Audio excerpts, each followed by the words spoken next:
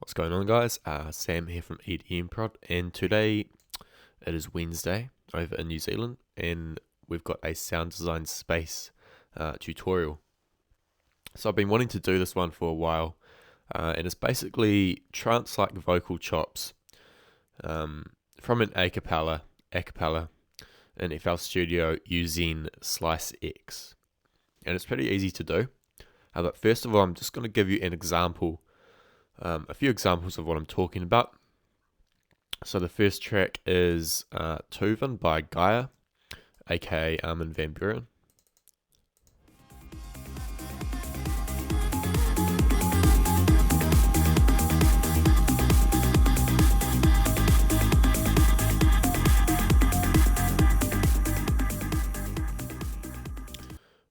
So it's not going to be exactly like that, but we're sort of going for that kind of vibe. And then Jace Williams, Hope and Pray.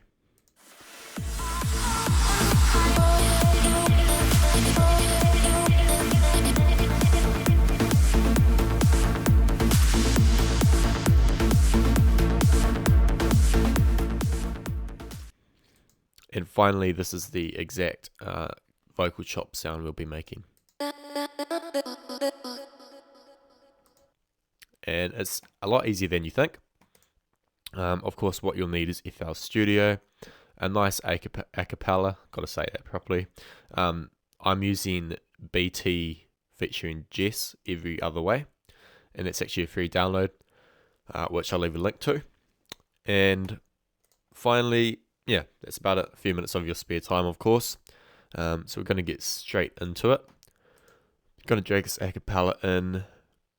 Here it is. Get rid of that. And the first thing I'm going to do is find a section in here that I like. So generally you don't want to use the whole a cappella and cut up the whole thing, because if you have too many different vocal chops in your song, it's going to sound pretty messy and overcrowded, all that kind of stuff. You want to get a select few sort of vocal chops that actually sound good to your ears. So I already have picked a section that I know will sound good, and is this section in here. Hang on. Right. So these two phrases here. And that I might forget all love.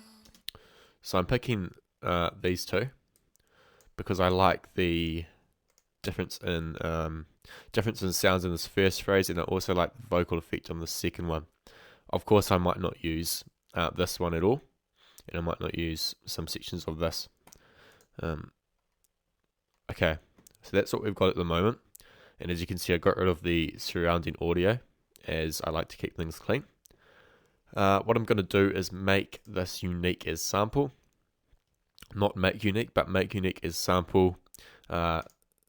And it will come up with this dialog box. Just click yes. And I'm going to save it as, let's do vocal chop section. You can see I've already got some there. Vocal chop section 1. Okay, there we go. You can see it's changed, it's renamed itself there. We can just delete this if we want to, and then go back into our browser and find vocal chop section 1. Right click on it and go open a new Slicex channel. So now you can see that Slicex comes up. And now what I'm going to do is edit these chops, or these markers. So normally you would do this by ear, and it would take quite a while. You can follow along with what I'm doing if you want. The first thing I'm going to do is delete these two, because if you can hear the start here, they're just breath samples and I don't really want them. I'm going to delete those, and then I'll listen to marker 1, and you can see that these actually rename as you delete them. So marker 1 is here now, and I don't like that. I don't like it at all, so I'll delete that. Now marker 1 is over here, I quite like that. Try marker 2. I think that's in a good place also. Marker 3.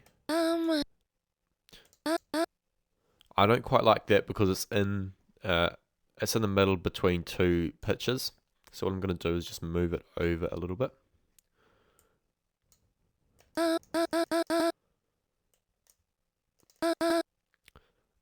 And don't worry about this, this section over here, because when we make our MIDI clip, we can just shorten the notes and get rid of that. So we've got 3 chops here. Marker 4. I don't really like that at all. Don't want that.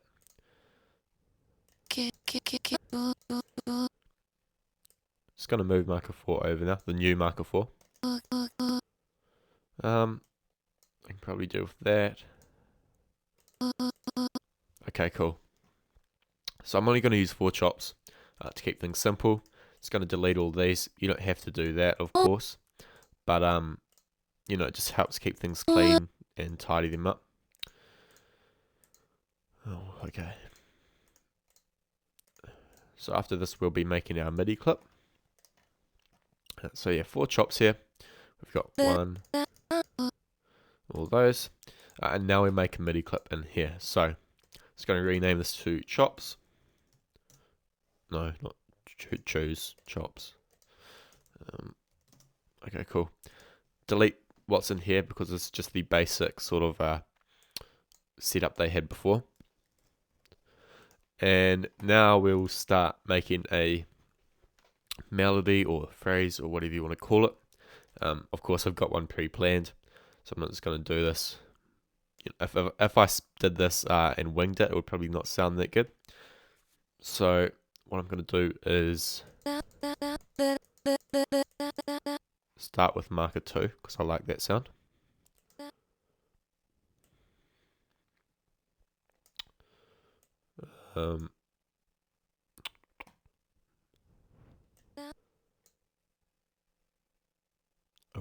Marker 2. See what that's like. It's a little bit quiet. Just going to turn this up a bit. Alright.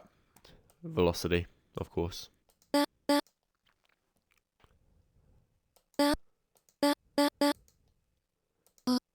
Okay.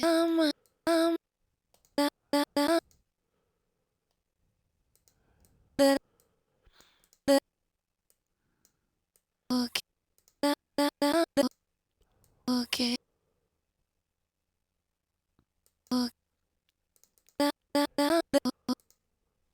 So we're getting somewhere here.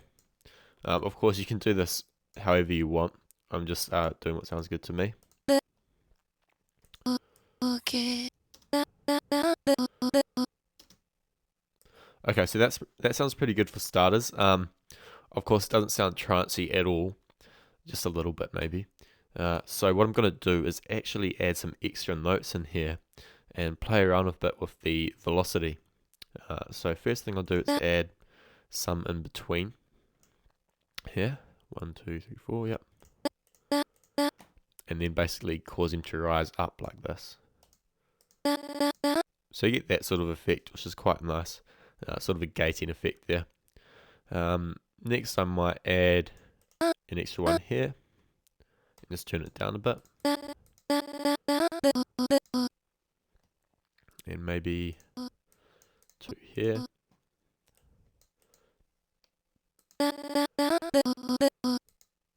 So I think that's good. I don't want to overcomplicate it and make it a mess, but that makes it a bit more interesting, gives it a little more spice. It makes it sound a bit more trance-like. So the last thing I'm going to do here is quickly add some effects. And I'm not going to do this. Normally I would do this in a send track and sidechain it, but I'm not going to do that just because it takes too long. So what I'm going to do is add some reverb first of all. Let's do something simple here. See, Turn the high cut off, turn the low cut up, room size down a little bit, reverb down a little bit, and decay up a little bit. And I might just turn this knob down. And then I'll just add some delay. Simple preset, I'm not going to have it too prominent. I will do stereo effect and then turn the dry knob down. And